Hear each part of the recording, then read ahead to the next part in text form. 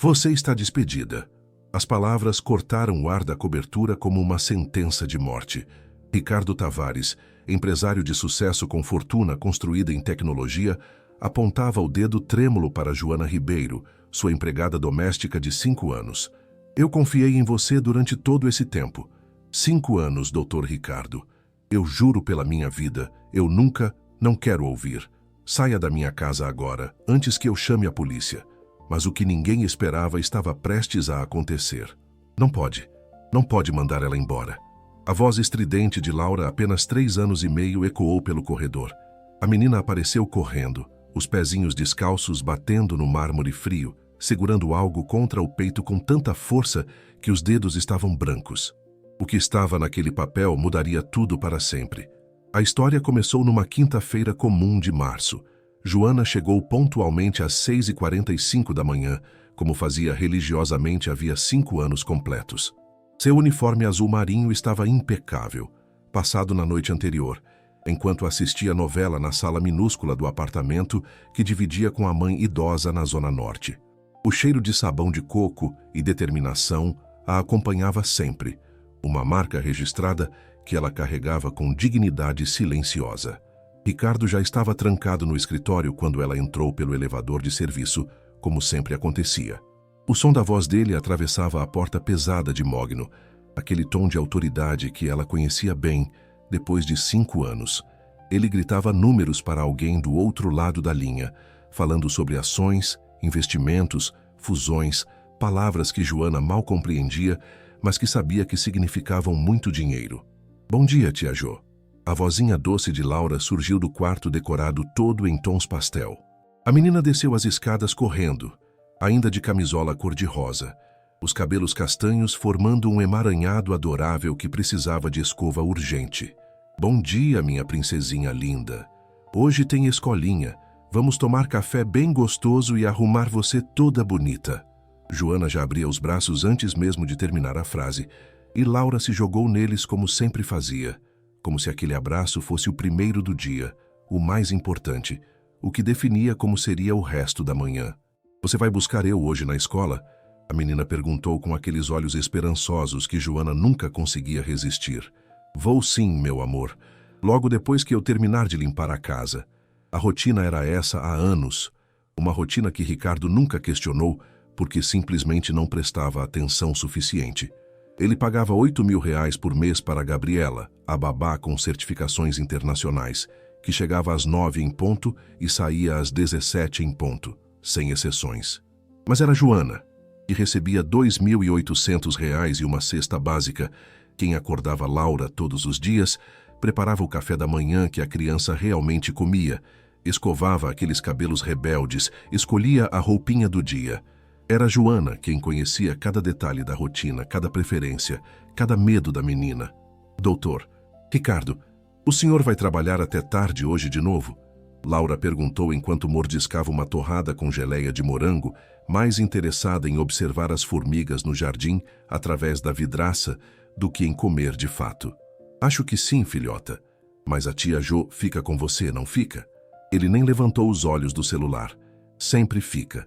Laura respondeu com aquela naturalidade terrível que partia o coração de qualquer um que parasse para realmente ouvir.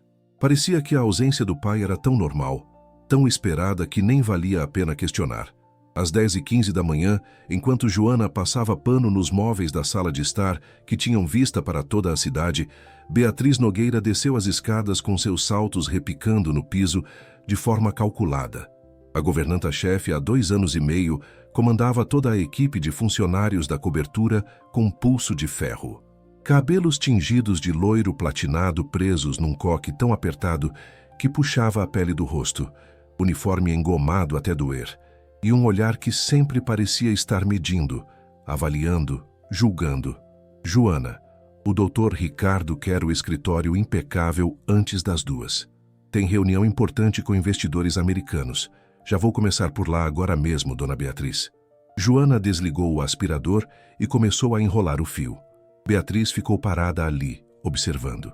Observando Joana, mas principalmente observando Laura, que estava sentada no tapete da sala desenhando com giz de cera, rindo sozinha, enquanto criava algum mundo imaginário cheio de cores. Havia algo no olhar de Beatriz naquele momento, algo escuro e retorcido que ela tentava esconder, mas que vazava pelas bordas. Não era apenas desaprovação profissional, era ciúme puro, primitivo, doloroso. O tipo de ciúme que corrói por dentro quando você percebe que alguém tem algo que você nunca terá. Não importa quanto se esforce. Laura, a Gabriela já chegou. Vá brincar com ela no quarto. Beatriz falou com aquela voz que não admitia discussão, aquele tom que usava quando queria lembrar a todos que ela era a autoridade máxima entre os funcionários. Mas eu quero ficar aqui com a tia Jo agora. Estou fazendo um desenho para ela. A menina nem levantou os olhos do papel. Agora, Laura. Não foi pedido, foi ordem. Laura suspirou daquele jeito dramático que só crianças de 3 anos conseguem. Juntou seus dizes de cera com movimentos lentos de protesto silencioso e arrastou os pezinhos até as escadas. Beatriz esperou até que a menina sumisse no corredor do andar de cima. Então se virou para Joana, com um olhar que conseguia ser gélido e ardente ao mesmo tempo. Joana, você está aqui para limpar a casa, não para fazer papel de mãezinha substituta. Está entendendo o que estou dizendo? Sim, dona Beatriz. Me desculpe. Joana baixou a cabeça, como sempre fazia, como tinha aprendido a fazer em 43 anos de vida, sendo invisível para a maioria das pessoas que cruzavam seu caminho. Mas Beatriz não estava apenas irritada, estava planejando, porque naquela casa havia uma hierarquia clara, uma ordem estabelecida e uma empregada doméstica com ensino fundamental incompleto não deveria ter mais importância emocional na vida da criança da casa do que a governanta-chefe com cursos de administração doméstica em instituições renomadas. Isso não era apenas inaceitável, era uma afronta pessoal que precisava ser corrigida. Às 2h20 da tarde, depois que a reunião de Ricardo com os americanos havia terminado e eles tinham saído da cobertura comentando sobre a vista espetacular, Beatriz entrou no escritório para recolher a bandeja de café. Havia sido um café especial, importado, servido em porcelana fina. Ricardo sempre fazia questão dessas coisas quando recebia investidores importantes. Foi quando ela viu. A caixa de veludo verde esmeralda em cima da estante entreaberta, parcialmente escondida, atrás de alguns livros de economia que ninguém lia, mas que ficavam ali porque davam status. Beatriz conhecia aquela caixa. Todos na casa conheciam. Era o bracelete de ouro branco com safiras, que tinha pertencido a Mariana, a falecida esposa de Ricardo. A mulher que havia morrido 3 anos atrás, num acidente de carro na rodovia, voltando de uma viagem de negócios.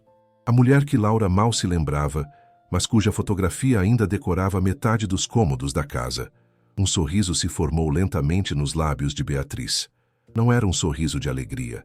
Era um sorriso de oportunidade reconhecida, de possibilidade vislumbrada, de plano sendo formulado em tempo real. Ela olhou para os lados, conferindo que estava completamente sozinha, e com movimentos precisos, quase cirúrgicos, pegou a caixa de veludo. Às 5h40 da tarde, Joana estava guardando seus produtos de limpeza no armário do subsolo, aquele espaço úmido e mal iluminado onde ficavam todos os itens de trabalho. Sua bolsa velha de tecido floral, com alças já gastas de tanto uso, estava pendurada num gancho enferrujado na parede, exatamente onde ela sempre deixava. Joana nunca trancava a bolsa. Nunca teve motivo para isso. Em 5 anos, nunca havia desconfiado de ninguém naquela casa. Beatriz desceu as escadas do subsolo com passos silenciosos, quase felinos. Olhou para os lados mais uma vez, o coração batendo rápido, mas não de medo, de excitação, de poder.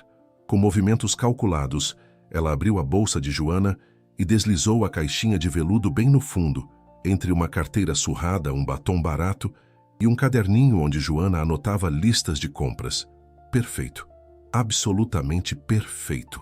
Beatriz sussurrou para si mesma antes de subir as escadas de volta, o sorriso cruel ainda brincando nos cantos da boca. Às 6h15 da tarde, Ricardo procurava a caixa do bracelete. Ele tinha um compromisso no banco no dia seguinte para finalmente colocar a joia no cofre. Algo que vinha adiando há meses, porque abrir aquela caixa, tocar naquele bracelete, era tocar nas memórias de Mariana, E isso ainda doía de formas que ele não sabia processar. Vasculhou o escritório inteiro. Abriu gavetas, moveu livros, checou atrás dos quadros. Nada. Absolutamente nada.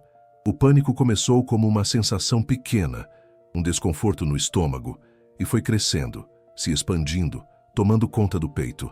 Beatriz, você viu uma caixa verde no escritório? Com um bracelete de safiras? Não, Dr. Ricardo. Beatriz apareceu na porta com uma expressão de preocupação perfeitamente ensaiada. Mas sabe, o senhor sempre deixa coisas de valor expostas assim. Com todo o respeito, talvez devêssemos verificar com a equipe. Verificar o que exatamente? Ricardo sentiu o sangue gelar. Ela não estava insinuando o que ele achava que estava insinuando. Não, isso seria impossível. Bem, apenas por precaução. Beatriz fez uma pausa calculada, deixando as palavras pairarem no ar como veneno. Talvez revistar as bolsas, só para termos certeza de que foi apenas esquecimento e nada mais sério.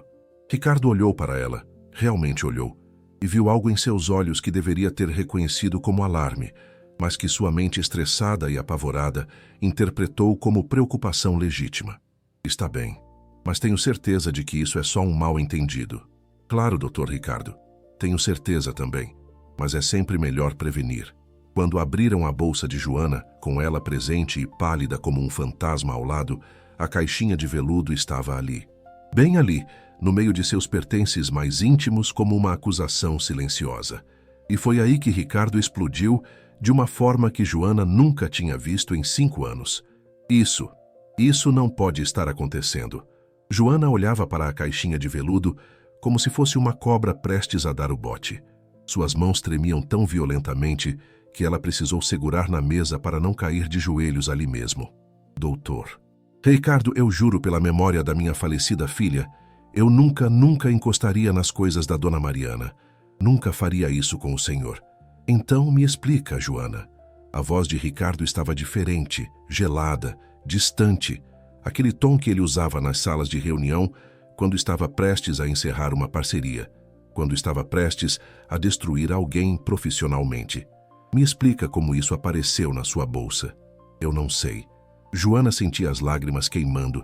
Tentava segurar, mas era impossível. Eu juro por Deus Todo-Poderoso. Eu juro pela minha mãe doente. Eu não sei como isso foi parar aí. Nunca peguei nada nessa casa. Nunca. O senhor sabe disso. 5 anos, Dr. Ricardo. 5 anos. As lágrimas começaram a escorrer, deixando trilhas no rosto cansado dela, apagando a maquiagem barata que ela tinha passado de manhã antes de sair de casa. 43 anos de vida honesta, de trabalho duro desde os 12 anos de idade, de nunca pegar nenhum bombom da despensa sem perguntar antes, tudo desmoronando em questão de minutos. Beatriz estava encostada na parede da cozinha, os braços cruzados, observando a cena se desenrolar com uma expressão que tentava parecer neutra, profissional, mas que não conseguia esconder completamente a satisfação por baixo. Dr. Ricardo, talvez devêssemos chamar a polícia. Beatriz falou baixinho, como se estivesse sendo razoável, como se estivesse apenas seguindo protocolos. Afinal, é uma peça de valor inestimável, não apenas pelo preço, mas pelo significado emocional. Não. O grito de Joana ecoou pela cobertura inteira. Ela imediatamente levou a mão à boca, assustada com o próprio desespero, com a própria ousadia de ter gritado na frente do patrão. Por favor, Dr. Ricardo, eu tenho uma filha na faculdade de enfermagem. Tenho minha mãe com Alzheimer que depende de mim para tudo. Se a polícia vier, se meu nome for manchado, eu não vou conseguir mais nenhum emprego. Minha reputação é tudo que eu tenho nessa vida. Deveria ter pensado nisso antes. A resposta de Ricardo foi automática, dura, sem espaço para dúvida. Eu não roubei. A voz de Joana saiu mais alta do que ela pretendia, carregada de uma dor tão profunda que era quase física. Ela nunca tinha gritado naquela casa. Nunca. Em 5 anos completos. Sempre foi a funcionária silenciosa, educada, que baixava a cabeça e respondia sim, senhor, para absolutamente tudo.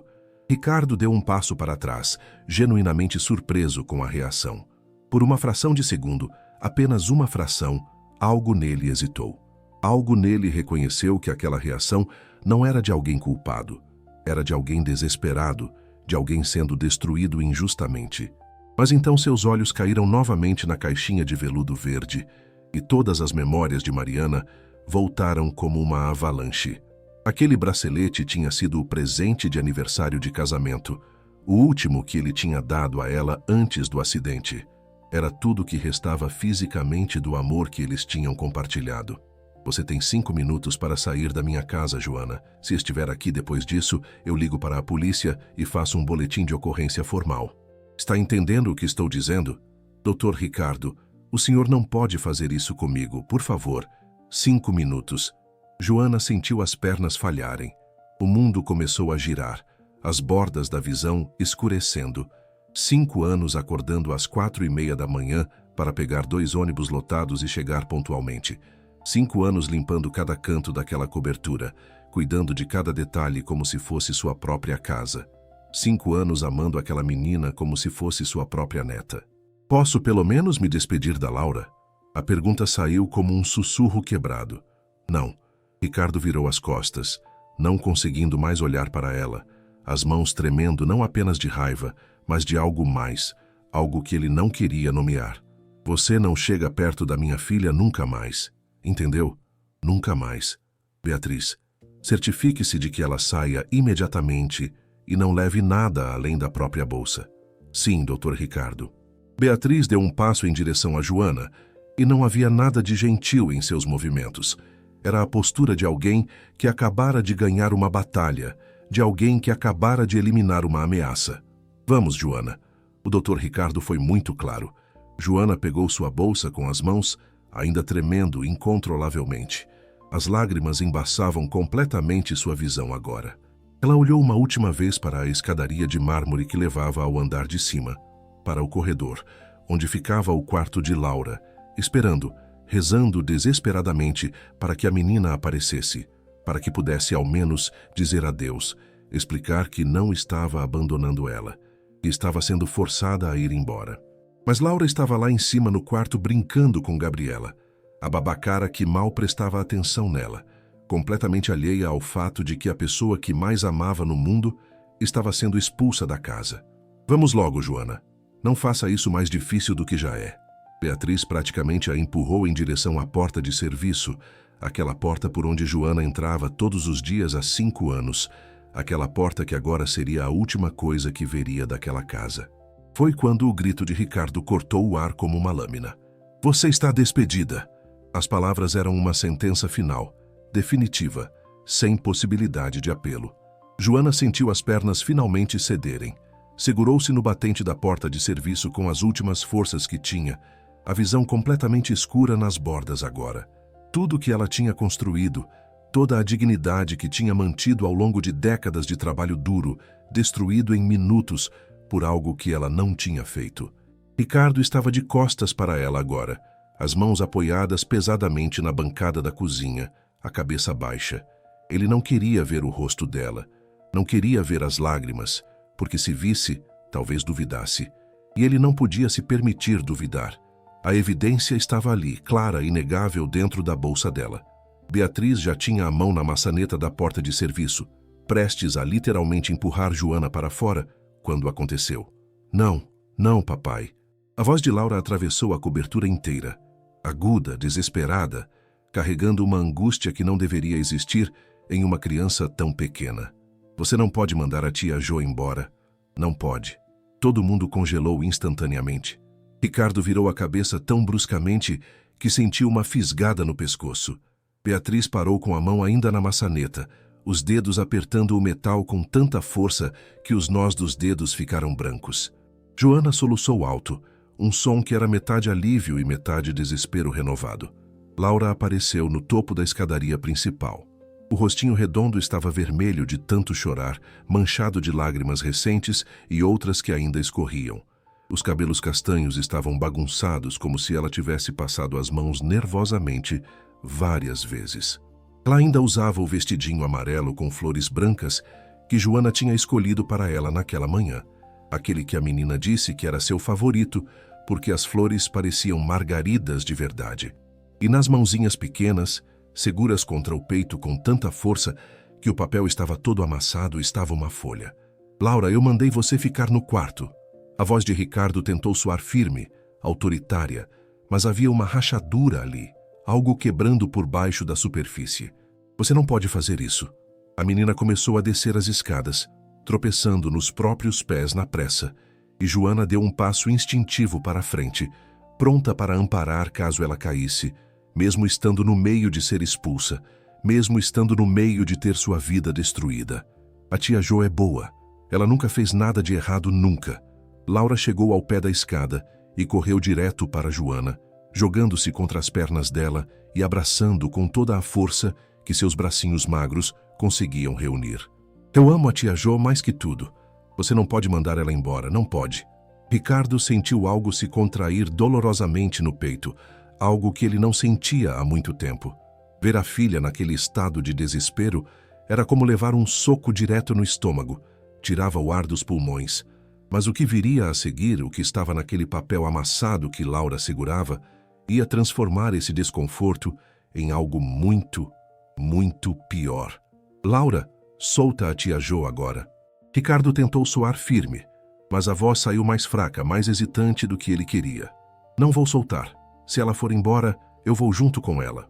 A menina apertou ainda mais as perninhas ao redor de Joana, enterrando o rostinho no uniforme azul marinho da empregada doméstica, deixando manchas de lágrimas no tecido. Joana se ajoelhou ali mesmo com as pernas bambas, mesmo sentindo que poderia desmaiar a qualquer segundo.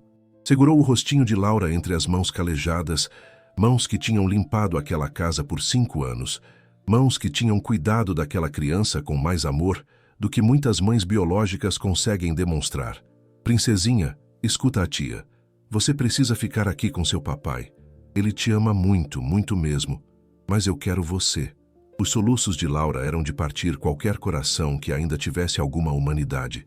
Você não pode ir embora. Você não pode me deixar sozinha. Laura, chega dessa cena agora.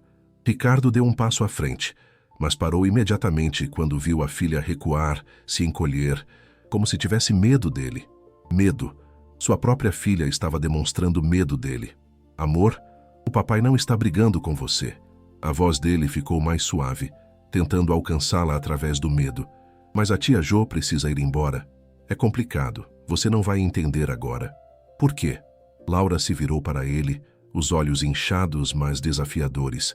Ela não fez nada de errado. Eu sei que não fez. Ela nunca faz nada errado. Foi então que Laura se lembrou do papel que ainda segurava. Com as mãozinhas trêmulas, ela desamassou a folha o máximo que conseguiu e estendeu para o pai. Olha, papai, olha o que eu fiz hoje na escola. A professora mandou mostrar para você. É muito importante. Ricardo hesitou. Aquele não era o momento para desenhos escolares, para atividades infantis. Mas algo no olhar suplicante de Laura, algo na urgência com que ela estendia aquele papel, fez com que ele pegasse. Era apenas um desenho infantil feito com giz de cera. Nada de especial à primeira vista. O que poderia ter de tão importante? Mas quando seus olhos realmente focaram na imagem, quando seu cérebro processou o que estava vendo, o mundo literalmente parou de girar. Ali, desenhadas com traços desajeitados, mas cheios de amor absoluto, estavam 2 figuras de mãos dadas. Uma figura alta, usando algo que claramente era um uniforme azul, com um sorriso enorme desenhado no rosto. Outra figura pequena, usando um vestido, também sorrindo de orelha a orelha. E embaixo, com letras tortas que a professora obviamente tinha ajudado a formar, estava escrito: Eu e minha mãe do coração no parque. Minha mãe do coração. Ricardo leu as palavras uma vez. Leu de novo. E de novo. A voz que saiu da garganta dele era apenas um sussurro rouco, irreconhecível. É a tia Jo, papai. Laura disse com aquela inocência brutal que só crianças têm. Aquela honestidade devastadora que não entende o peso das próprias palavras.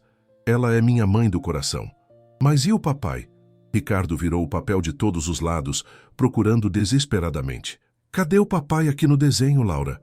A menina baixou os olhos, brincando com a bainha do vestido amarelo.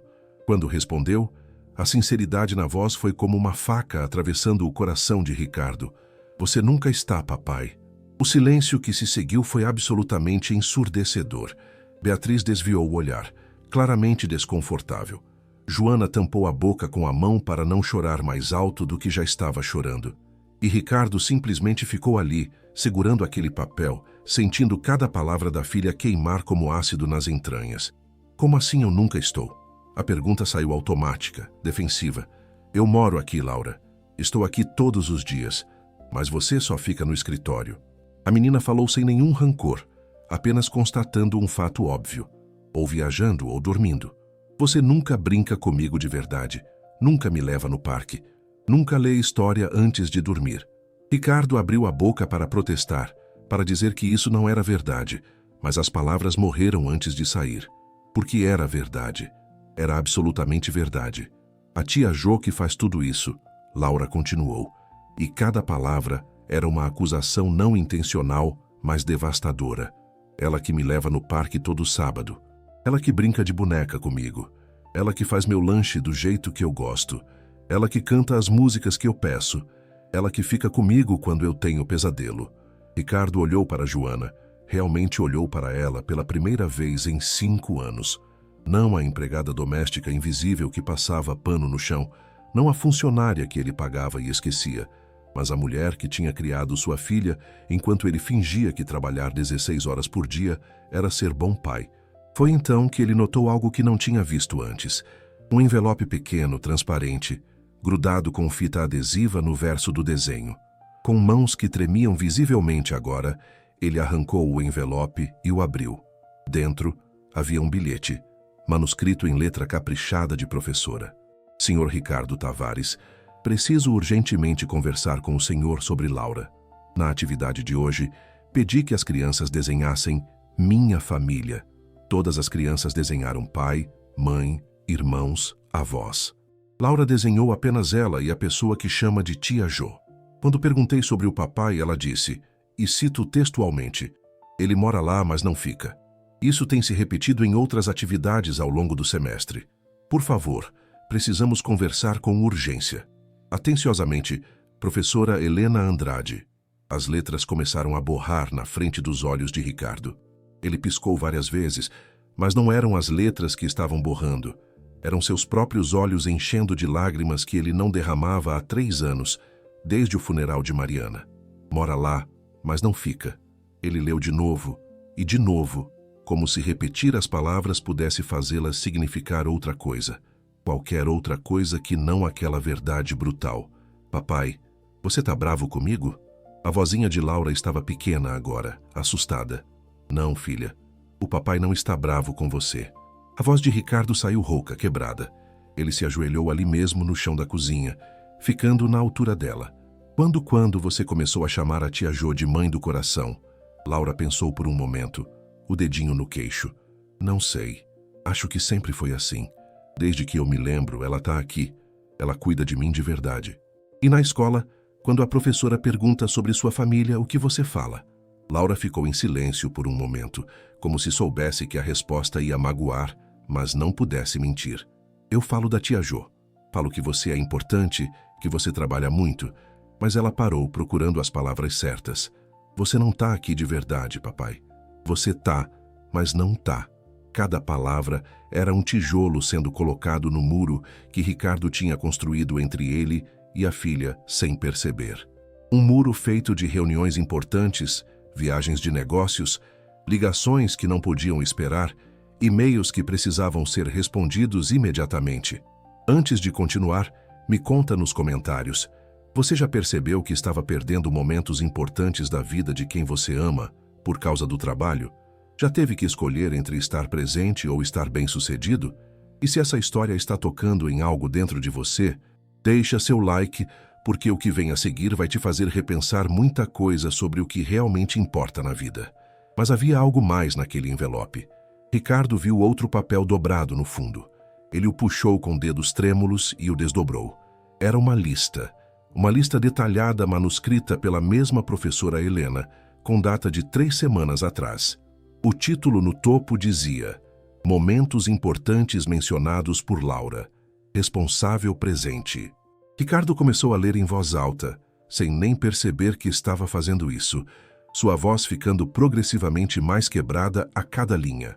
Primeiro dia de aula sem chorar. Tia Jo presente. Aprendeu a andar de bicicleta sem rodinhas. Tia Jo ensinou. Primeira consulta no dentista. Tia Jo acompanhou. Caiu no parquinho e ralou o joelho. Tia Jo cuidou do machucado.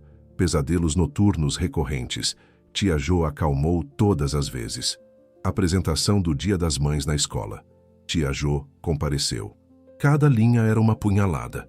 Cada item representava um momento que ele tinha perdido. Não por acidente, não por azar, mas porque tinha feito escolhas conscientes de que outras coisas eram mais importantes. Doutor Ricardo, eu posso explicar. Joana tentou falar, mas a voz estava tão embargada que mal saía. O senhor não precisa dizer nada, Joana. Ricardo interrompeu, ainda olhando para aquela lista maldita. Sou eu que preciso dizer. Sou eu que preciso explicar. Ele continuou lendo, a voz cada vez mais baixa. Comidas favoritas preparadas em casa. Tia Jo conhece todas. Músicas preferidas para dormir. Tia Jo sabe de cor. Histórias inventadas personalizadas. Tia Jo cria todas as noites. Reunião de pais bimestral. Compareceu ninguém. Aquela última linha o atingiu como um tiro. Ele parou de ler, olhou para cima. Eu não fui na reunião de pais? Quando foi isso? Beatriz mudou o peso de um pé para o outro, claramente desconfortável agora. Eu avisei o senhor 3 vezes, doutor Ricardo. Mas o senhor tinha aquela apresentação importantíssima para os investidores de Dubai. Disse que não podia faltar de jeito nenhum. Ricardo se virou lentamente para Joana. Por que você não foi? Eu sou a empregada doméstica, doutor Ricardo. Joana disse com a voz tremendo.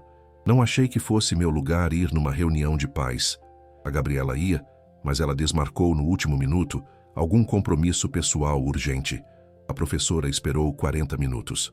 Laura foi a única criança da turma toda sem nenhum responsável presente. O silêncio que se seguiu foi pesado como chumbo.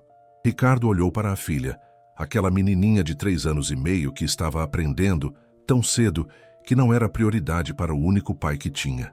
Amor, o papai não sabia disso. Se soubesse, teria ido. Eu sei, papai. Laura falou com aquela aceitação triste que crianças desenvolvem quando aprendem, dolorosamente cedo, que não são a coisa mais importante na vida dos adultos. A tia Jo disse que você é muito importante, que você trabalha muito para dar uma vida boa para mim. Mas eu queria que você tivesse ido naquele dia. A Isabela disse que o pai dela é cirurgião e opera pessoas todos os dias, mas ele foi na reunião. O Pedrinho disse que a mãe dele trabalha em 3 empregos e ela também conseguiu ir. Cada palavra era um tijolo adicional naquele muro. Cada comparação era uma prova concreta de que ele tinha falhado espetacularmente como pai. E do outro lado desse muro que ele tinha construído, quem estava lá? Joana, a mulher que ele pagava menos de 3.000 reais para limpar a casa, mas que tinha assumido o papel mais importante que existe, o papel que deveria ser dele. Joana. Ricardo se virou completamente para ela agora, e pela primeira vez em 5 anos inteiros, realmente a viu. Não como a funcionária que passava despercebida, não como a empregada doméstica que fazia parte da mobília, mas como a mulher que tinha criado sua filha com mais amor e dedicação do que ele tinha demonstrado. Por que você nunca me disse nada sobre isso? Dizer o que exatamente, doutor Ricardo? Joana enxugou as lágrimas com as costas das mãos, deixando marcas no rosto. Que o senhor não tem tempo para a própria filha? Que passa 16 horas no escritório e mal conhece a criança que mora na mesma casa? Não era meu lugar dizer essas coisas. Eu sou só a empregada doméstica. Só a empregada? A voz de Laura subiu, indignada de uma forma que era quase cômica se não fosse tão trágica. A tia Jo não é só nada. Ela é minha pessoa favorita no mundo inteiro. A menina continuou, e Ricardo percebeu que ela tinha mais a dizer, muito mais. Ela sabe que eu não gosto de cenoura, mas como se for cortada em formato de estrela. Ela sabe que eu tenho medo do trovão e fica comigo no quarto até passar. Ela sabe que eu gosto da história da pequena sereia porque acho a Ariel corajosa. Ela sabe que eu choro quando vejo cachorro na rua porque quero ter um. Ela sabe que minha cor favorita mudou de rosa para roxo mês passado. Ricardo não sabia de nenhuma dessas coisas. Nenhuma. Ele não sabia que a filha tinha medo de trovão. Não sabia qual era sua história favorita. Não sabia que ela queria um cachorro. Não fazia a menor ideia de que a cor favorita tinha mudado. E sabe o que mais, papai? Laura continuou. E Ricardo não tinha certeza se queria ouvir, mas sabia que precisava. Na escola, quando a professora pergunta quem a gente ama mais no mundo, eu sempre falo da tia Jo primeiro. Depois eu falo de você. Mas a voz dela ficou pequena, hesitante.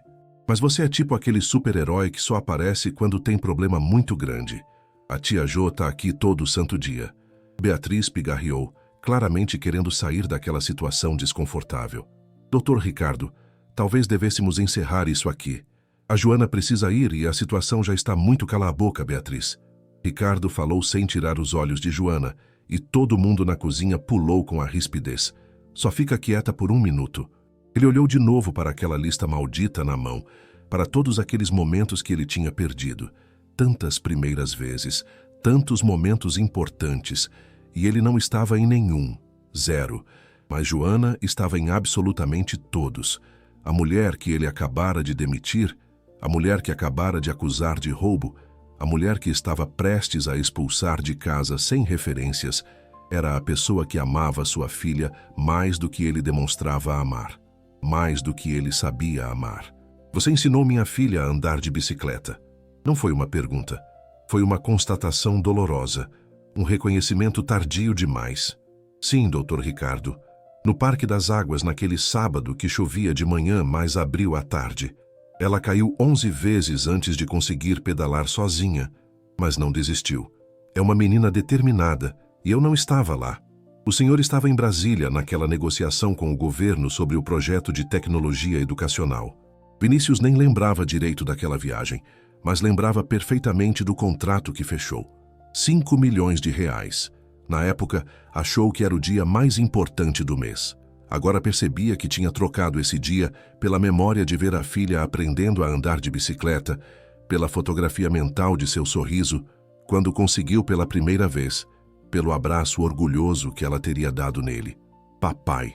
Laura puxou a manga da camisa social dele, aquela camisa cara importada que custava mais do que o salário mensal de Joana. Você não vai mandar a tia Jo embora, né? Por favor. Eu prometo que vou ser boa para sempre. Vou comer toda a comida, vou dormir cedo, vou fazer tudo certinho, mas não manda ela embora. Ricardo olhou para o colar de safiras ainda na mesa, olhou para Joana, olhou para a filha e então olhou para Beatriz. E algo naquele olhar de Beatriz, algo no jeito como ela desviou os olhos rápido demais, fez um alarme soar na cabeça dele. Laura, vai para o seu quarto só 1 minutinho. O papai precisa conversar com a tia Jo. Mas Ricardo disse isso de um jeito completamente diferente agora.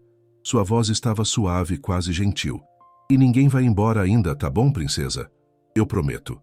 Ele se ajoelhou novamente e secou as lágrimas do rostinho da filha com o polegar. Laura olhou para Joana, que acenou encorajadoramente, ainda com o rosto manchado de lágrimas, mas tentando ser forte pela menina. Só então, Laura concordou em subir as escadas, olhando para trás a cada 3 degraus. Quando ela finalmente sumiu no corredor do andar de cima, Ricardo se virou para Joana. E o que saiu da boca dele não foi raiva. Foi algo muito mais complexo. Me conta tudo, Joana, desde o começo. Não sobre hoje, não sobre esse bracelete. Me conta sobre minha filha. Sobre como eu falhei tanto que nem percebi. Joana enxugou o rosto mais uma vez e respirou fundo. Era agora ou nunca. Pela primeira vez em 5 anos, ela ia falar verdades que sempre engoliu, sempre guardou, sempre manteve trancadas, porque não era seu lugar falar. A dona Mariana morreu quando Laura tinha 8 meses de idade. Joana começou, a voz tremendo, mas firme. O senhor contratou a Gabriela como babá oficial, pagou todos aqueles cursos caros, todas aquelas certificações internacionais. Mas o senhor também mergulhou no trabalho. Acho que era a forma de lidar com a dor da perda, com o vazio. Ricardo assentiu lentamente, a garganta apertada demais para falar. Era verdade. Depois que Mariana morreu, ele trabalhou 80, 90 horas por semana. Dizia para si mesmo que era pela filha, para garantir o futuro dela. Mas era mentira. Era para não pensar, para não sentir. Nos primeiros meses, a Gabriela realmente cuidava bem. Joana continuou. Mas depois de um tempo, ela começou a relaxar. Chegava atrasada, saía mais cedo, ficava no celular o tempo todo quando estava aqui. Uma vez deixou a Laura chorando no berço por mais de 1 hora, porque estava assistindo série no quarto. Tinha fone de ouvido e nem ouviu a bebê chamando. Eu estava limpando o corredor, ouvi o choro, entrei no quarto e a Laura estava com a fralda tão suja que tinha assado a pele toda. Tinha feridas, Dr. Ricardo. Feridas que levaram dias para sarar. Ricardo sentiu o sangue gelar. Por que você nunca me contou? Eu tentei, Dr. Ricardo. Uma vez, quando a situação estava ficando grave demais para ignorar. Joana olhou para ele com uma tristeza profunda nos olhos. O senhor estava estressado com algum processo judicial. Disse que eu deveria me concentrar no meu trabalho e não me meter em assuntos que não eram da minha conta. Disse que tinha contratado profissionais qualificados para cuidar da Laura e que eu deveria confiar neles. As palavras eram duras, mas verdadeiras. Ricardo lembrava vagamente dessa conversa agora. Tinha sido curto com ela, ríspido até. Estava com dor de cabeça, tinha acabado de perder uma licitação importante. Não tinha paciência para ouvir reclamações sobre funcionários. Então você simplesmente assumiu. Foi uma afirmação, não uma pergunta. Eu não tinha escolha, Dr. Ricardo. Joana permitiu que um pouco de emoção vazasse para a voz. Eu via aquela bebezinha precisando de alguém, precisando de colo, de carinho, de atenção, e não conseguia simplesmente ignorar e continuar limpando. Então comecei a ajudar. Primeiro só quando a Gabriela não estava olhando. Depois virou rotina. Comecei a chegar mais cedo, antes das 7, a sair mais tarde, às vezes 8, 9 da noite, mesmo que meu expediente oficial fosse até às 5. E eu nunca percebi. Ricardo falou para si mesmo tanto quanto para ela. Nunca. Você estava ocupado construindo um império, Dr. Ricardo. Joana disse sem julgamento, apenas constatando um fato. E eu estava ocupada criando sua filha. Aquelas palavras atingiram como um soco. Beatriz estava extremamente quieta no canto. E Ricardo, de repente, se lembrou de que ela ainda estava ali. Virou-se lentamente para ela. E algo no olhar dele fez a governanta recuar um passo, involuntariamente. Beatriz. Sim, Dr. Ricardo. A voz dela estava diferente agora. Menos confiante, quase assustada. Você sabia disso tudo? Sobre a Gabriela não fazer o trabalho dela direito, sobre a Joana assumindo as responsabilidades. Beatriz abriu a boca, fechou, abriu de novo. Bem, todos os funcionários sabiam, Dr. Ricardo. Era meio que um segredo aberto. E você não achou que deveria me informar? Que minha filha estava sendo negligenciada pela babá que eu pagava R$ 8.000 por mês? O senhor não gostava de ser incomodado com detalhes da casa. A voz dela estava fina agora, defensiva. O senhor sempre dizia que contratou uma governanta justamente para não ter que se preocupar com essas coisas. Ricardo deu um passo em direção a ela e Beatriz recuou mais. Minha filha sendo levada ao hospital às 3 da manhã é detalhe doméstico? Uma criança indo sozinha para a reunião de pais enquanto eu estou fechando negócios é detalhe doméstico? A babá fingindo que trabalha enquanto a empregada doméstica faz o serviço dela é detalhe doméstico? Eu não sabia que era tão grave assim. Beatriz tentou se defender, mas a voz estava fraca. Você sabia que a Gabriela não fazia o trabalho direito. Não era pergunta. Você sabia que a Joana estava criando minha filha. Você sabia tudo e escolheu não me contar. Por quê? Beatriz não respondeu. Não precisava. A resposta estava no silêncio, na forma como desviava o olhar, na postura defensiva. Ela sabia porque não se importava o suficiente. Ou pior, porque viu alguma vantagem pessoal em manter o status quo. E hoje? Ricardo continuou, sua voz ficando perigosamente baixa, aquele tom que usava quando estava prestes a destruir alguém em uma negociação. Hoje de manhã, quando você sugeriu revistar as bolsas dos funcionários, foi muito específica. Disse, vamos verificar as bolsas. Não disse, vamos procurar pela cobertura. Não disse, vamos perguntar se alguém viu alguma coisa. Foi direta nas bolsas. Por quê? Eu apenas achei prudente verificar. Beatriz estava pálida agora, a voz tremendo ligeiramente. Você foi muito específica, Beatriz. Ricardo deu outro passo na direção dela, como se soubesse exatamente onde procurar, como se soubesse exatamente o que íamos encontrar. Os olhos dela se arregalaram minimamente. Não foi muito, mas foi o suficiente. Senhor, o senhor está sugerindo que eu... Onde você estava hoje de manhã? Ricardo perguntou abruptamente. Antes do almoço, depois da minha reunião com os investidores americanos, Eu estava fazendo minhas rondas normais.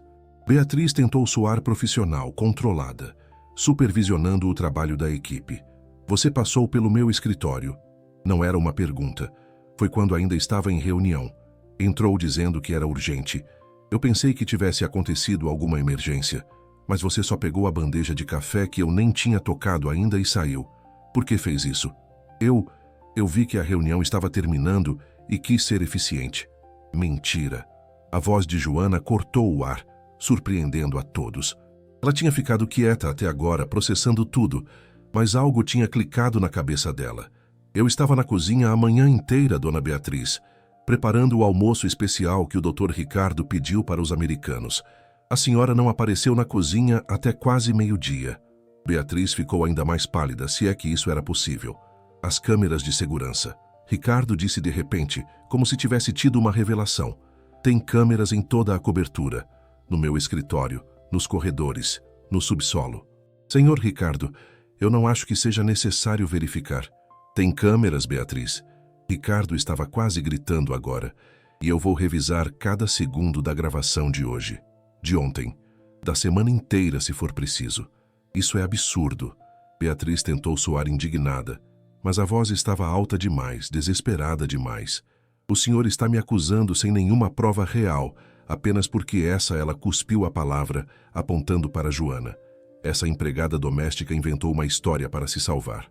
A prova estava na bolsa dela. Prova que apareceu convenientemente depois que você sugeriu procurar. Ricardo estava vendo tudo claro agora, como se alguém tivesse finalmente acendido a luz num quarto escuro. Você queria se livrar dela. Não era. Porque a Laura gosta mais dela do que de você. Porque a Joana tem algo que você nunca vai ter, não importa quantos cursos faça, quantos diplomas pendure na parede. E o que seria isso? Beatriz praticamente cuspiu as palavras, toda a compostura profissional evaporada, deixando apenas raiva e humilhação. O amor da minha filha. A verdade ficou pendurada no ar como uma acusação irreversível. E dessa vez, Beatriz não tinha resposta. Porque era verdade. Era absoluta e inegavelmente verdade. Eu trabalho nesta casa há 2 anos e meio. Beatriz finalmente explodiu. Todas as emoções contidas jorrando de uma vez. Eu coordeno 6 funcionários. Eu mantenho esta cobertura funcionando como um relógio suíço. Eu garanto que tudo esteja sempre perfeito, sempre impecável. E essa mulher aparece, uma simples empregada doméstica com ensino fundamental incompleto. Ultrapassa todas as hierarquias, faz coisas que não são da função dela e ainda é tratada como se fosse especial, como se fosse importante. Então foi por isso. Joana sussurrou, as peças finalmente se encaixando na cabeça dela também. Você colocou o bracelete na minha bolsa. Foi você. Eu não fiz nada. Beatriz gritou, mas a negativa saiu fraca demais, desesperada demais, culpada demais. Ricardo pegou o celular do bolso. Então você não se importa se eu ligar agora para a segurança do prédio e pedir as gravações completas do dia. Não só de hoje, mas da semana inteira. Vamos ver você entrando e saindo de cada cômodo. Vamos ver exatamente onde você esteve e o que fez. Senhor Ricardo, por favor. Beatriz estendeu as mãos como se pudesse fisicamente impedir ele de fazer a ligação. Vamos conversar com calma. Vamos pensar bem antes de tomar decisões precipitadas. Ricardo já estava discando. O dedo pairou sobre o botão de chamada. Me dá um motivo, apenas um, para eu não fazer essa ligação agora. Beatriz olhou para Joana com ódio puro, depois para o chão. Seus ombros caíram em derrota total. Quando finalmente falou, a voz estava quebrada, vazia. Foi eu. Eu coloquei o bracelete na bolsa dela. Mesmo esperando a confissão, mesmo sabendo no fundo que era isso que tinha acontecido, ouvir as palavras em voz alta foi como ser atingido por um raio. Joana levou a mão ao peito, soluçando alto. 5 anos de trabalho honesto, de dedicação absoluta, quase destruídos por pura inveja. Por quê? Ricardo perguntou, e genuinamente não conseguia compreender. Por que fazer uma coisa dessas com alguém inocente? Porque eu estou cansada. Beatriz explodiu pela 2ª vez, mas agora com lágrimas escorrendo pelo rosto. Cansada de ser invisível. Cansada de trabalhar mais horas que qualquer pessoa nesta casa e não receber nenhum obrigado genuíno. Eu faço tudo funcionar aqui. Tudo. E quem recebe o amor? Quem a Laura procura quando está triste? A empregada doméstica. Sempre ela, nunca eu. Então você decidiu destruir a vida de uma pessoa inocente. Joana finalmente encontrou a voz, tremendo de indignação. Eu tenho uma filha na faculdade de enfermagem, Dona Beatriz. Ela trabalha e estuda ao mesmo tempo para ajudar nas despesas. Tenho minha mãe com Alzheimer avançado que precisa de cuidados constantes. Ela nem lembra mais meu nome na maioria dos dias, mas eu sou tudo o que ela tem. Se a polícia tivesse sido chamada, se meu nome tivesse sido manchado com acusação de roubo, minha vida inteira teria acabado. Eu nunca mais conseguiria emprego em lugar nenhum. E você fez isso por ciúmes de uma criança de 3 anos. Eu sei. Beatriz soluçava abertamente agora, toda a postura profissional completamente destruída. Eu sei que foi horrível. Eu sei que foi imperdoável. Eu sei que não tenho desculpa. Mas eu estava desesperada. Eu via o jeito que ela olhava para você, Joana. O jeito que ela sorria quando você chegava de manhã. Como os olhinhos dela brilhavam quando você prometia brincar com ela depois.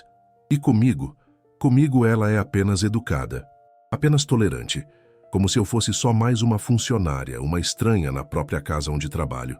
Você é só mais uma funcionária, Ricardo disse com uma frieza brutal. Assim como a Joana, assim como a Gabriela, assim como todos aqui. A diferença é que a Joana não transformou o trabalho dela numa competição emocional com uma criança de 3 anos. Ela não tentou forçar afeto. Ela simplesmente amou minha filha de forma genuína, sem esperar nada em troca. E isso Ricardo fez uma pausa. Isso é algo que não se pode forçar, não se pode comprar, não se pode manipular para existir. Eu sei. Beatriz enxugou o rosto com as mãos, borrando a maquiagem cara. E isso me deixava ainda mais furiosa, porque eu queria ser capaz de amar assim também. Queria sentir que importava para alguém além do meu trabalho.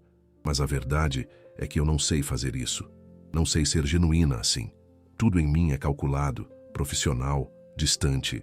E quando vi que uma simples empregada doméstica conseguia facilmente o que eu nunca conseguiria, eu simplesmente quebrei. Havia algo patético e humano naquela confissão. Mas Ricardo não estava com paciência para compaixão. Você ia deixar uma mulher inocente ser presa. Ia destruir a vida dela completamente. Ia arrancar da minha filha a única figura materna que ela conhece. Tudo isso porque você não consegue processar suas próprias inseguranças. Eu ia confessar. Beatriz tentou, desesperada. Antes da polícia chegar, eu ia confessar. Eu juro que ia. Você jura? Ricardo deu uma risada amarga. Você mentiu, armou, manipulou, e agora eu deveria acreditar que ia fazer a coisa certa no final? Desculpa se eu não consigo aceitar sua palavra neste momento. Beatriz não tinha mais nada a dizer. Ficou ali, derrotada, humilhada, exposta. Ricardo se aproximou dela e, quando falou, cada palavra era uma sentença. Me conta uma coisa, Beatriz. As câmeras de segurança.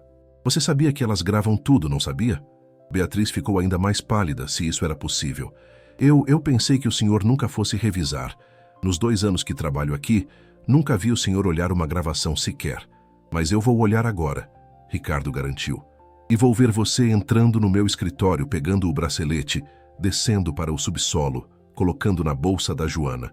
Cada movimento, cada segundo. Tudo gravado, tudo documentado, tudo evidência.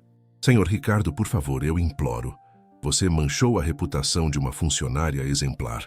Ricardo continuou implacável. Causou sofrimento desnecessário para ela e para minha filha. Manipulou uma situação inteira para benefício próprio. E o pior de tudo, você fez isso enquanto minha filha estava nesta casa, enquanto ela via a pessoa que mais ama no mundo sendo humilhada e expulsa. Você está demitida. Agora, pega suas coisas e sai da minha casa. E se eu te ver perto desta propriedade de novo, por qualquer motivo eu chamo a polícia e faço um boletim de ocorrência formal por calúnia e difamação. Mas, doutor Ricardo, eu preciso deste emprego. Beatriz estava chorando abertamente agora. Eu tenho contas a pagar, tenho responsabilidades. Você pensou nisso antes de armar para a Joana? Ela também tem contas.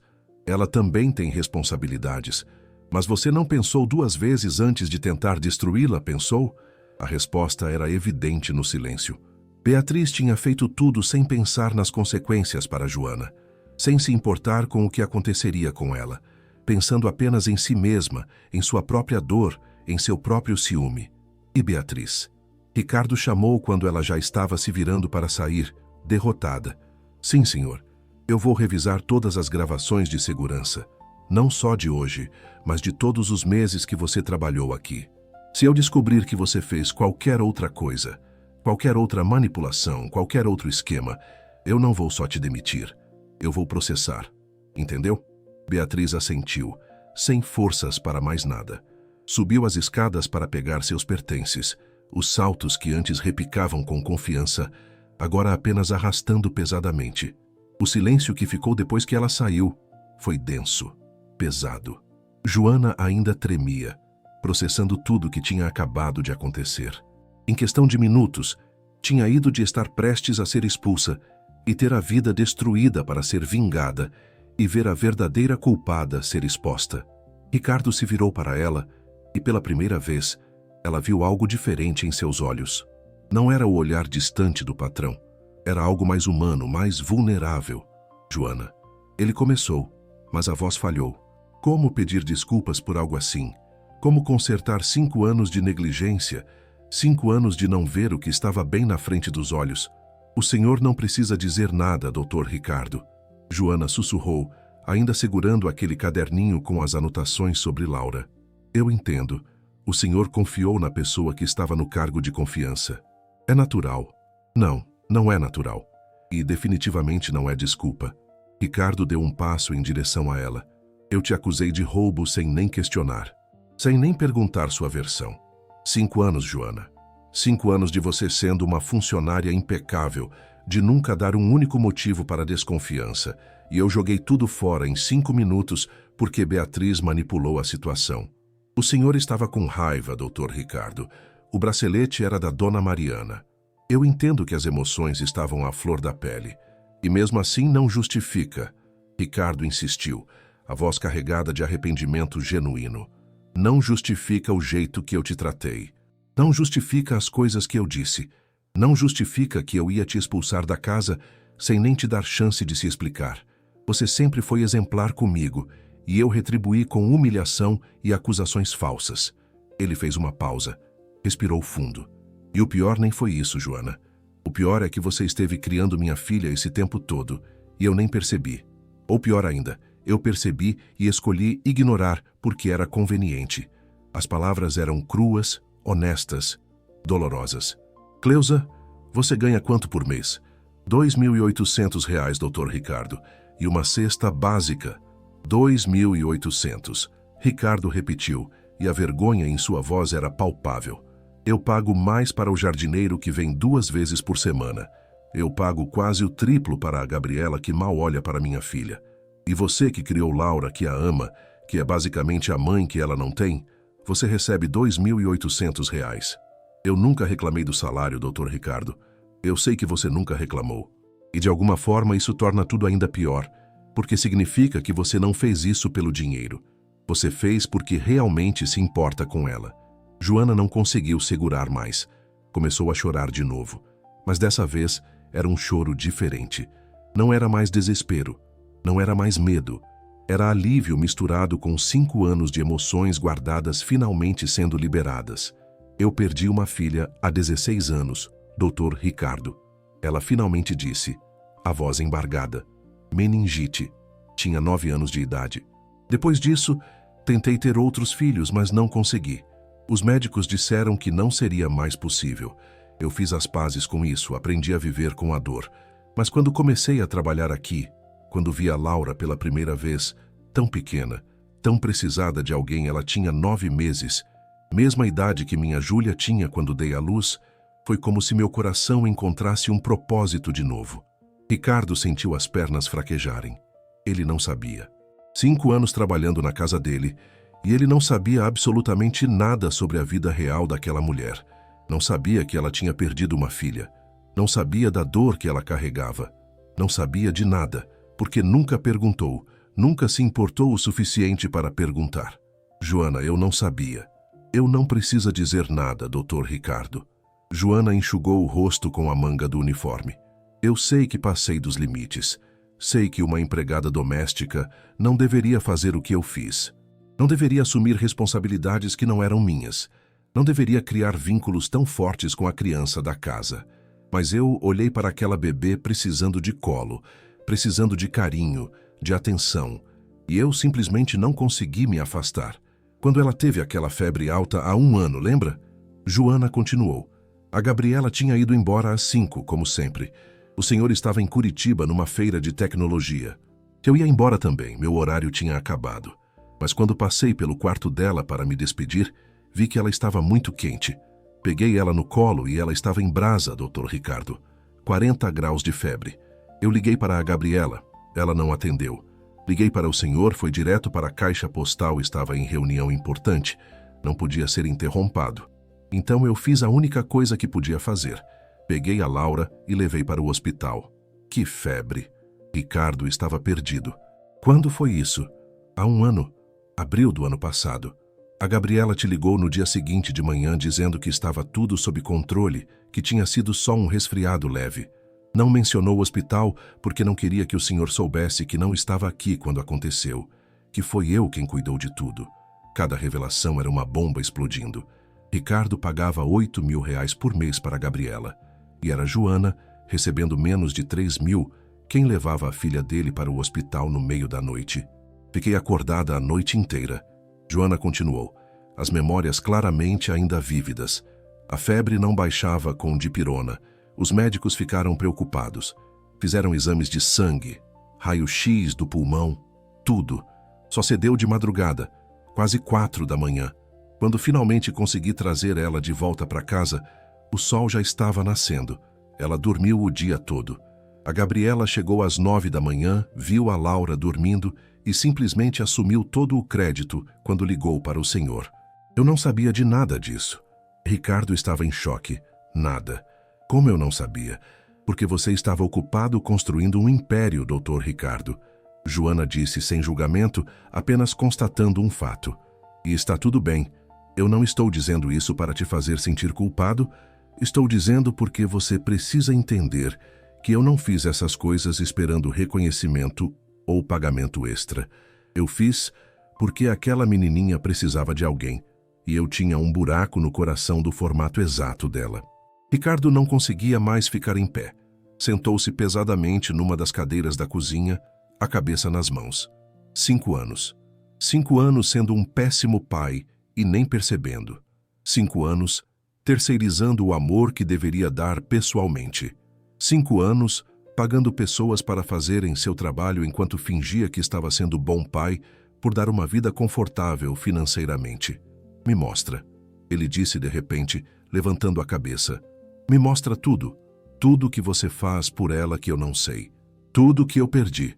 Joana hesitou, mas algo no olhar dele, algo genuíno e desesperado, a fez concordar.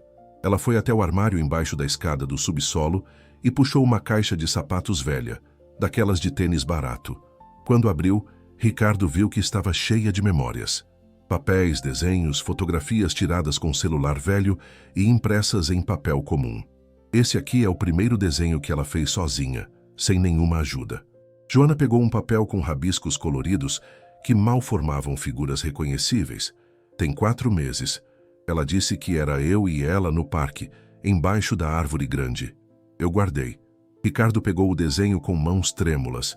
Era apenas rabiscos, mas sua filha tinha feito aquilo. Tinha pensado naquilo. Tinha criado aquilo. E ele nunca tinha visto. Essa aqui é a lista que ela fez do que queria no aniversário de 3 anos. Joana mostrou uma folha amarrotada com uma escrita infantil de quem estava apenas aprendendo. Escreveu sozinha, com a própria mão. Olha as letrinhas tortas. Ricardo leu. Bolo de chocolate, bala rosa, tia Jo ficar junto. Ela pediu para você ficar no aniversário dela? Pediu. Mas eu expliquei que não podia, que era festa de família, que eu era funcionária e não seria apropriado. Ela chorou muito. No dia da festa, ela me ligou do celular da Gabriela. Eu atendi, ela disse com aquela vozinha de bebê. Tia Jo, você tá fazendo falta aqui. Tem muita gente, mas você não tá. Ricardo lembrava daquele aniversário. Tinha contratado uma empresa de eventos profissional, buffet caríssimo, decoração temática de princesas, palhaços, mágicos. A festa inteira tinha custado quase 20 mil reais. E sua filha estava infeliz porque Joana não estava lá. Tem mais. Joana puxou um caderno pequeno, daqueles de anotações baratos que vendem em papelaria. Eu anoto as coisas importantes para não esquecer, para poder contar para ela quando crescer, para ela saber que teve alguém que se importou o suficiente para registrar cada momento especial. Ricardo abriu o caderno e começou a ler. Cada página era uma anotação sobre Laura, com data e detalhes. 15 de março. Laura disse a primeira frase completa hoje. Não foi mamã ou papá, foi tia Jô. Você é minha amiga. Chorei. 22 de maio. Ensinei a tabuada do 2 para ela hoje. Conseguiu até o 2 vezes 5 sem errar. Quer ser professora quando crescer. 10 de julho. Ela me perguntou se podia me chamar de tia. Disse que sim, mas que o papai sempre seria o papai, que nada mudava isso. Ela concordou, mas disse que queria que eu fosse também da família dela. 03 de setembro. Laura desenhou a família na escola hoje. Colocou a mãe dela no céu, com asas de anjo. Disse que a mamãe está lá em cima olhando sempre. Disse também que acha que a mamãe mandou eu cuidar dela. Eu disse que acredito que sim. Ricardo não conseguia mais segurar. As lágrimas caíram no caderno, borrando a tinta da caneta azul barata. Joana, eu. Ricardo fechou o caderno porque não conseguia mais ler. Eu não mereço uma filha. Não mereço que você tenha feito tudo isso. Não mereço nada. O senhor merece uma segunda chance, Joana disse baixinho. Todo mundo merece uma segunda chance, especialmente quando finalmente acorda para a realidade e quer mudar de verdade. Ricardo olhou para ela e pela primeira vez viu quem ela realmente era. Não a funcionária invisível, não a empregada doméstica submissa, mas a mulher que tinha amado sua filha sem pedir nada em troca, a mulher que tinha enchido o buraco que ele tinha deixado, a mulher que tinha sido mais mãe em 5 anos do que muitas mães biológicas são em uma vida inteira. Joana Ribeiro. Ele disse o nome completo dela pela primeira vez em 5 anos. Eu te peço perdão. Perdão por ter te acusado injustamente. Perdão por ter te humilhado na frente de outras pessoas. Perdão por ter te tratado como invisível durante 5 anos inteiros. Perdão por quase destruir sua vida por causa da inveja e manipulação de outra pessoa. E perdão principalmente por não ter visto, por não ter reconhecido, por não ter agradecido tudo que você fez pela minha filha quando eu não estava fazendo nada. Dr. Ricardo, o senhor não precisa. Eu preciso sim. Ele a interrompeu. Preciso porque você merece ouvir isso. Merece ser reconhecida. Merece ser valorizada. E eu preciso te fazer uma proposta. Não é uma proposta, na verdade. É um pedido. Um pedido de um pai que finalmente acordou para a realidade e quer consertar as coisas. Joana segurou a respiração sem saber o que esperar. Eu quero que você volte. Não como empregada doméstica, como cuidadora oficial da Laura, com salário digno do trabalho que você realmente faz. 8 mil reais por mês. Carteira assinada com a função correta. Plano de saúde para você e sua mãe. Férias remuneradas. 13º. Tudo que você sempre mereceu, mas eu nunca dei. Dr. Ricardo, eu não sei o que dizer. Não diz nada ainda porque tem uma condição. Ele continuou, a voz firme agora. Eu também vou mudar. Vou reduzir minha carga de trabalho. Vou estar presente de verdade. Vou aprender a ser o pai que minha filha merece. E quero que você me ensine. Me ensine as coisas que ela gosta. Me ensine a conversar com ela sobre os sonhos dela. Me ensine a estar presente de verdade. Não só fisicamente na mesma casa. Me ensine a ser uma fração do que você já é para ela. As lágrimas de Joana caíam livremente agora, mas eram lágrimas diferentes. Não era mais desespero, não era mais medo. Era alívio, era validação. Era o reconhecimento que ela nunca pediu, mas que secretamente no fundo do coração sempre desejou. Papai. A vozinha de Laura ecoou do topo da escada. A tia Jô vai ficar? Vai, princesa. Ricardo olhou para cima, para aquela menininha que era tudo que restava de Mariana. Tudo que realmente importava na vida dele. A tia Jô vai ficar para sempre. Ele olhou para Joana, que a sentiu ainda chorando. Para sempre. 3 meses depois, a professora Helena distribuía folhas em branco para a turma do maternal. Crianças, hoje vamos desenhar nossa família de novo. Usem todas as cores que quiserem, tá bom? Rafaela pegou a caixa de giz de cera com um entusiasmo renovado. Desta vez, ela sabia exatamente o que desenhar.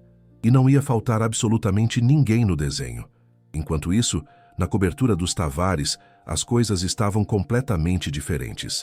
Ricardo estava na cozinha tentando fazer panquecas em formato de coração, como Joana tinha pacientemente ensinado.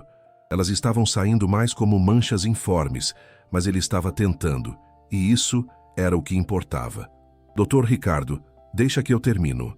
Joana entrou na cozinha vestindo um uniforme novo, não mais aquele azul marinho surrado de empregada doméstica, mas um conjunto confortável e digno de cuidadora oficial, com seu nome bordado no bolso. Não, eu vou conseguir. Ricardo estava concentrado, a testa franzida, tentando virar a panqueca sem desmanchar tudo. Laura disse que adora panquecas de coração no café da manhã, então vou aprender a fazer panquecas de coração mesmo que eu queime a cozinha inteira tentando. Ele estava tão focado que nem percebeu quando borrou farinha no nariz. Joana sorriu. Eram pequenas mudanças como essa que faziam toda a diferença no mundo. Ricardo agora saía do escritório às 6 da tarde, sem exceções. Reuniões depois desse horário eram automaticamente remarcadas ou recusadas. Ele jantava com Laura todos os dias. Conversavam sobre a escola, sobre os amigos, sobre os sonhos dela. Ele lia histórias antes de dormir 5 vezes por semana agora, tentando alcançar Joana, que ainda mantinha os outros 2 dias. A propósito, Dr. Ricardo, chegou o recado da escola. Tem reunião de pais na quinta-feira que vem. Já coloquei na sua agenda e na minha. Vamos juntos? Vamos. Ricardo virou-se para ela. E Joana, já pedi 1000 vezes. Para de me chamar de Dr. Ricardo quando estamos só nós. É só Ricardo. Velhos hábitos são difíceis de quebrar. Ela deu de ombros, mas estava sorrindo genuinamente. O interfone tocou. Era a nova cuidadora auxiliar, Juliana, uma moça de 23 anos que realmente adorava crianças e que Joana estava treinando pessoalmente. A Gabriela tinha sido demitida no mesmo dia que Beatriz, com uma rescisão justa, mas sem negociações. Ricardo não tinha paciência para quem fingia trabalhar. Não quero ninguém aqui só pelo salário, Joana tinha dito quando estavam entrevistando candidatas. Quero alguém que realmente goste de crianças, que se importe de verdade. Alguém como eu era no começo. Às 3h15 da tarde, quando Laura chegou da escola, foi recebida por algo que nunca tinha acontecido antes. O pai estava na porta, de braços abertos, tendo saído do trabalho especialmente para buscá-la. Papai! Ela se jogou nos braços dele como um foguete. Você veio me buscar hoje? Eu disse que viria, não disse? Ricardo a pegou no colo, girando ela no ar. E adivinha? Hoje vamos ao parque os 3. Eu, você e a tia Jo. Vamos brincar até escurecer. Sério? Laura estava com os olhos brilhando. O papai vai brincar no parque? Vou. E dessa vez vou fazer direito. Vou empurrar o balanço, vou descer no escorregador com você, vou fazer tudo. No Parque das Águas, Ricardo empurrava o balanço, enquanto Joana sentava no banco próximo, observando com um sorriso no rosto. Era uma cena tão simples, tão comum para a maioria das famílias, mas para aquela família especificamente era absolutamente revolucionária. Mais alto, papai! Mais alto! Assim, filha! Ricardo empurrou com mais força, e Laura gargalhou daquele jeito que só crianças genuinamente felizes gargalham, solto, alto, sem nenhuma inibição. Tia Jo, olha! Olha como eu tô indo alto! O papai tá me empurrando super forte! Tô vendo, minha princesa, você tá quase tocando no céu, olha que altura! Depois do balanço, veio o escorregador. Depois a gangorra. Depois a casinha de madeira, onde ela insistiu que eles fingissem que moravam ali. Ricardo estava suado, cansado, com a gravata torta e completamente amassada no bolso, os sapatos sociais sujos de areia, e não conseguia lembrar da última vez que tinha sido tão genuinamente feliz. No caminho de volta para casa, Laura segurava uma mão de cada um, balançando os bracinhos para frente e para trás. Papai, tia Jo, hoje na escola eu fiz um desenho novo. É? E do que é dessa vez, amor? Ricardo perguntou. Da minha família. Quer ver agora ou prefere surpresa? Quero ver agora. Não aguento esperar. Laura parou no meio da calçada, soltou as mãos deles e puxou uma folha dobrada da mochila cor-de-rosa. Quando desdobrou, Ricardo sentiu os olhos arderem imediatamente. Lá estavam os três, desenhados com giz de cera em cores vibrantes. Laura no meio, pequena, mas sorrindo enorme. Joana de um lado, com um uniforme novo, também sorrindo. E Ricardo do outro lado, com gravata torta desenhada propositalmente assim, abraçando as duas. E embaixo, com letras ainda tortas, mas muito mais legíveis do que 3 meses atrás. Minha família, que eu amo muito, muito. Ricardo se ajoelhou ali mesmo na calçada, não se importando com as pessoas passando, não se importando com mais nada. Pegou a filha no colo e apertou forte, respirando o cheiro de shampoo infantil e felicidade. Eu também te amo, minha princesinha, mais do que tudo nesse mundo. E prometo de verdade, que daqui para frente vou estar em todos os seus desenhos.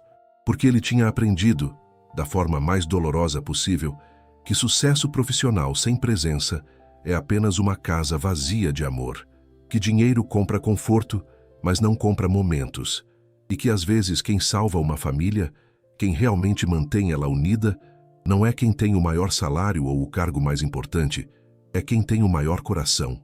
E naquela casa, naquela família remendada e reconstruída, amor era a única coisa que não faltava mais. Ricardo tinha aprendido a ser pai. Joana tinha sido reconhecida e valorizada pelo que sempre foi. E Laura, aquela menininha de 3 anos e meio, finalmente tinha o que toda criança merece. Uma família presente, não apenas fisicamente, mas emocionalmente. Uma família que a amava, não apenas com palavras, mas com ações, com presença, com tempo, com prioridade. E você? Você já parou para pensar quem realmente cuida das pessoas que você ama enquanto você está ocupado demais sendo bem-sucedido? Quando foi a última vez que você esteve verdadeiramente presente, sem celular vibrando no bolso, sem e-mails esperando resposta, sem a próxima reunião ocupando sua mente? Apenas presente, vivendo aquele momento como se fosse o único que importa. Porque talvez seja. Deixa nos comentários. Você já passou por algo parecido? Você tem uma Joana na sua vida? Alguém que cuida de quem você ama enquanto você está ausente? Ou talvez você seja a Joana de alguém. Me conta também de qual cidade você está assistindo essa história. Eu leio cada comentário, cada história compartilhada e fico genuinamente emocionado com as experiências de vocês. Se essa história te tocou de alguma forma, se te fez repensar prioridades, se te fez perceber que talvez você precise estar mais presente, compartilha com alguém que também precisa ouvir essa mensagem.